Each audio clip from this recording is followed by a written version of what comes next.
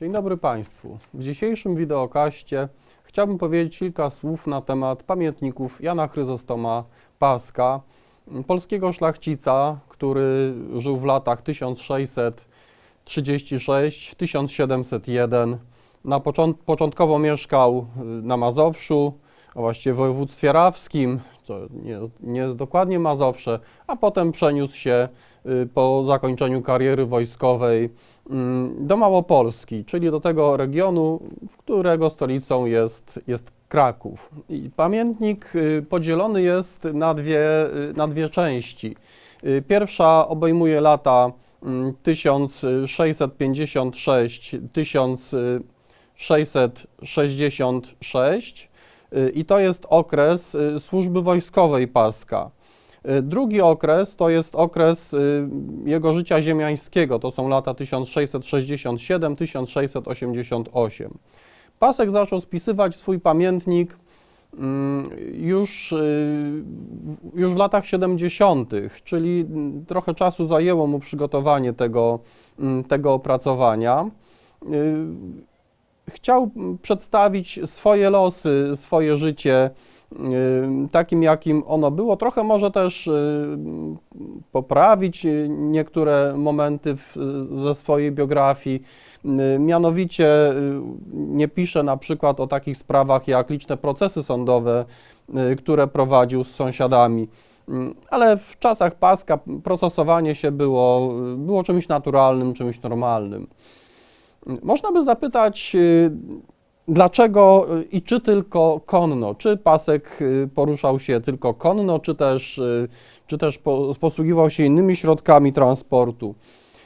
Chodziłoby o to, żeby przyjrzeć się jego życiu rycerskiemu i ziemiańskiemu i pokazać, że ten koń to był jeden z podstawowych środków transportu w życiu Paska i że Pasek był z tym koniem bardzo silnie związany. Pamiętnik w wersji, jaką obecnie znamy, zaczyna się wierszem, w którym Pasek żegna swojego konia Deresza, konia, z którym był bardzo zżyty i który służył mu w czasie wcześniejszych wypraw wojennych. Dodać należy, że te pamiętniki zostały znalezione dopiero w 1836 roku i zrobiły wielką furorę. Zostały znalezione w Poznaniu w Bibliotece Raczyńskich i wydane przez Edwarda Raczyńskiego. Zainteresowały one Adama Mickiewicza, jak również zainteresowały Juliusza Słowackiego, który wykorzystał postać Paska, pisząc Mazepę. Również Henryk Sienkiewicz sięgał do tego obrazu rzeczywistości szlacheckiej, sarmackiej, jaką nakreślił Pasek w pamiętnikach. W pierwszej części pamiętnika, o której już wspomniałem, widzimy Paska jako żołnierza, który służy u Stefana Czarnieckiego. To jest okres potopu szwedzkiego. Pasek udaje się z Czarnieckim do Szwecji i Danii, by tam prowadzić zmagania ze Szwedami, wspierać Duńczyków. Nie było to takie proste i oczywiste wyjechać za granicę z wojskiem i walczyć na obcej ziemi. Część szlachty uciekła, zanim jeszcze przekroczono granicę. Pasek nie bał się tego. Pasek miał zgodę ojca na taki wyjazd, ojca, który zachęcał go do tego, żeby wyruszyć w tę drogę. Co Pasek robił za granicą, można by zapytać, jak właśnie z tym swoim koniem tam współpracował. Pasek brał udział w zdobywaniu Alsen, jak również w zdobywaniu wyspy Alsen, jak w zdobywaniu również twierdzy Koldynga. Co ciekawe, Polacy, nie mając odpowiedniego przygotowania militarnego, to znaczy artylerii, tylko właśnie jako kawalerzyści i nie mając odpowiedniej liczby piechoty, po prostu podjechali pod mur tej twierdzy w Koldyndze, wyłamali okno, dostali się do środka. Podobnie było z wyspą, mianowicie mianowicie nasi szlachcice, nasi bohaterowie przejechali przez morze, to znaczy przez zamarznięte morze zmoczyli się i dopiero wtedy dostali się pod twierdzę i w bardzo łatwy sposób ją zdobyli. Co Pasek widział jeszcze w Danii? Można dostrzec pewne różnice kulturowe, jakie zaobserwował, mianowicie to chociażby, że Duńczycy spali nago, że spali w szafach. To Paska, można powiedzieć, zszokowało, bo jak napisał, w Polsce nawet żona przed mężem nie pokazywała się nago. Był też zdziwiony otwartością tych Dunek, które się łatwo zakochiwały i niewiele brakowało, a sam Pasek ożeniłby się z Dunką i pozostał w Danii. Jednak wrócił do kraju z Czarnieckim i podjął się m.in. misji bycia przystawem przy poselstwie moskiewskim. To już jest rok 1661. O ile Danią Pasek był zachwycony, na przykład też podziwiał trzewiki, właściwie nie trzewiki, tylko trepki, w których Dunki poruszały się po mieście, o tyle spotkanie z posłami moskiewskimi nie zachwyciło Paska. Dostrzegł, że piją gorzałkę, i ta gorzałka im bardzo smakuje. Gdy chciał spróbować tej gorzałki, posłowie moskiewscy nie chcieli go poczęstować. Po naleganiach jednak zrobili to. Paskowi ta gorzałka w ogóle nie smakowała. Był zdziwiony, że jeżdżą na saniach należąco i to właściwie nie rozumiał też, dlaczego jeżdżą należąco. Oni tłumaczyli, że można po prostu to chroni przed zamarznięciem w czasie takiej podróży saniami. Warto zwrócić uwagę, że Pasek w pamiętnikach wspomina także pewne zjawisko przyrodnicze, mianowicie i związane z funkcjonowaniem klimatu, mianowicie chodzi o małą epokę lodowcową. Odnotowuje Pasek, że w jego czasach Bałtyk zamarzał i wręcz na środku Bałtyku stawiano karczmy i można było podróżować saniami przez zamarznięte morze do Szwecji. Wracając do Danii, można jeszcze powiedzieć, że Pasek pływa statkiem. Ogląda i podziwia dno morskie. To jest właśnie ten moment, kiedy nie siedzi na koniu. Podziwia dno morskie, ogląda poruszające się tam ryby, które też później z Duńczykami spożywa. Istotną cezurę w życiu Paska stanowi moment, kiedy wybiera żonę, kiedy żeni się.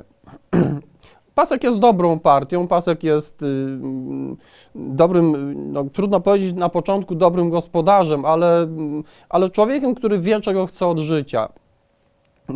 Podsuwają mu kandydatki Śladkowską, między innymi Śladkowską. Pasek ostatecznie łamie, można powiedzieć, pewne obyczaje związane z wybieraniem żony, mianowicie w czasach Paska załatwiało się to wszystko za pomocą swatów, którzy rozmawiali z rodzicami, rozmawiali z osobami, które miały się z sobą związać.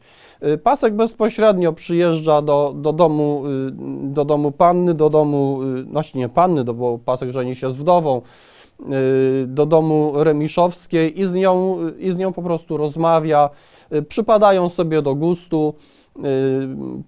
Spotkali się w czwartek, gdyby to był piątek, to zawarliby od razu związek małżeński następnego dnia. Ostatecznie dochodzi do tego, ten związek dochodzi do skutku w kolejną niedzielę. Co oczywiście też nie cieszy się z zainteresowaniem, z pochwałą, można powiedzieć, tych innych panien, które starały się o względy Paska.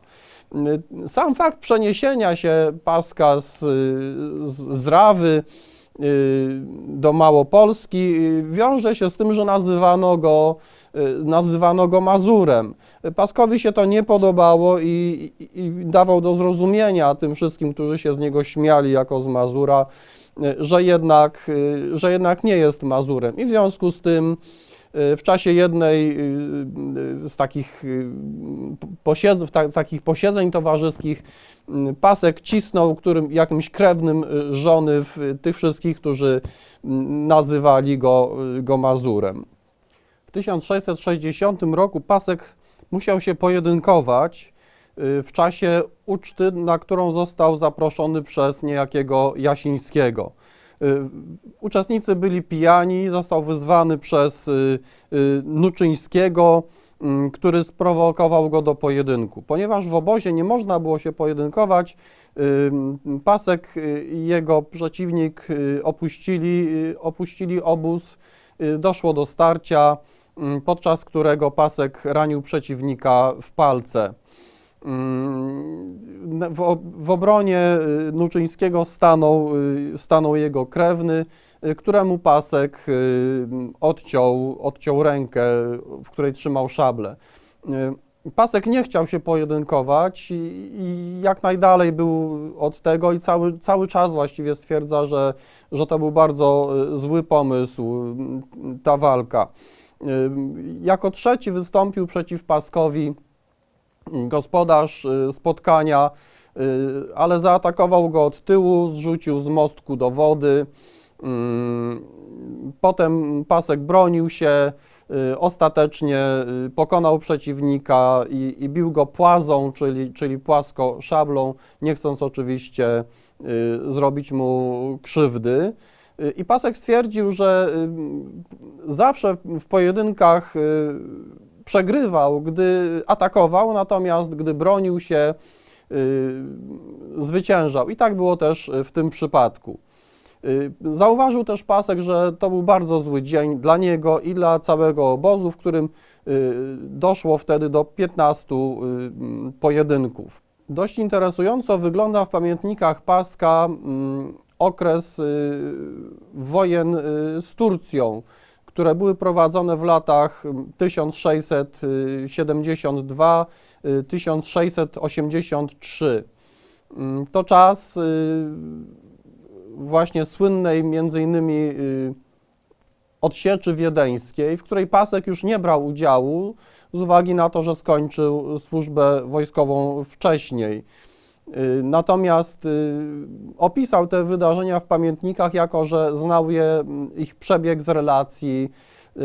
z relacji osób, które były mu znane i które brały udział w tych wydarzeniach. Oczywiście wychwalał tutaj jako patriota Jana III Sobieskiego, ale też ten jego opis przyniósł prezentację zdobyczy wojennych, które docierały do Polski właśnie z Turcji, może nawet nie tyle wprost z Turcji, co właśnie spod Wiednia. Wymienia tam nazwy różnych naczyń, wspomina też o namiotach tureckich. To wszystko jako zdobycz wojenna było wiezione przez polskich szlachciców, którzy jednak potem znowu musieli walczyć pod Parkanami z Turkami i tam ponieśli porażkę. Część tych rzeczy na Węgrzech uległa zniszczeniu, to znaczy te drogie namioty tureckie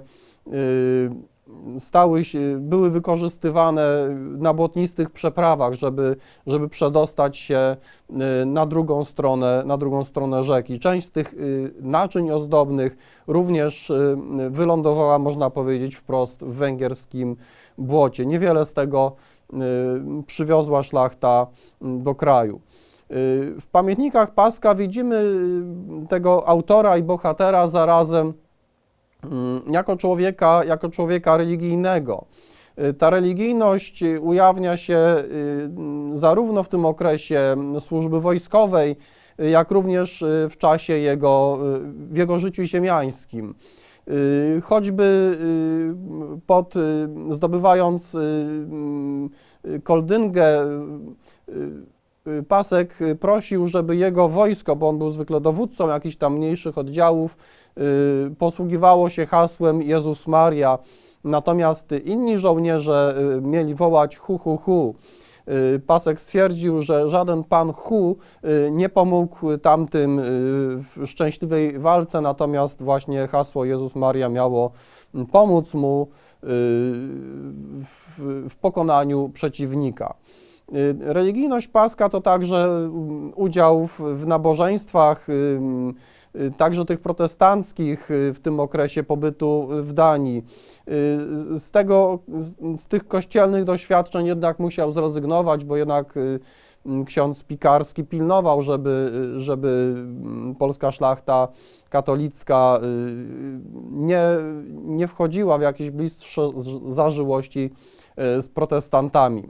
W życiu Paska widzimy więc konia jako towarzysza jego wypraw wojennych.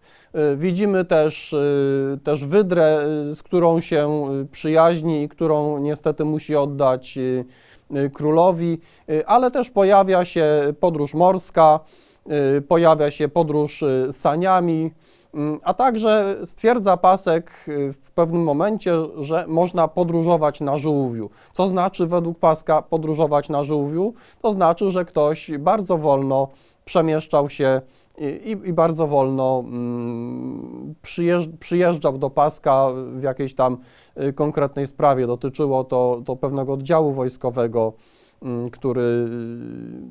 który po prostu, na który trzeba było czekać. Pamiętnik Paska godzien jest zatem szczególnej uwagi, godzien jest też lektury, chociażby we fragmentach pokazujących szczególną obyczajowość szlachecką, pokazującą swadę i humor, jakim ten bohater i jednocześnie autor chce się podzielić z czytelnikami. Pasek dla pamięci potomnych rejestruje także dokumenty, rejestruje rozmowy, zapisuje rozmowy z królem Janem Kazimierzem i rejestruje swoje różnego rodzaju dokonania, nie tylko te żołnierskie, ale wszelkie inne, to związane z aktywnością w życiu publicznym.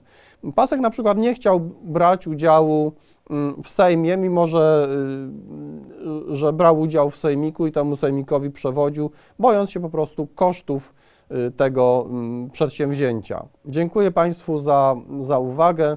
Mam nadzieję, że pamiętniki Jana Chryzostoma Paska wzbudzą Państwa zainteresowanie i staną się tym źródłem, z którego można zaczerpnąć wiedzy o epoce staropolskiej.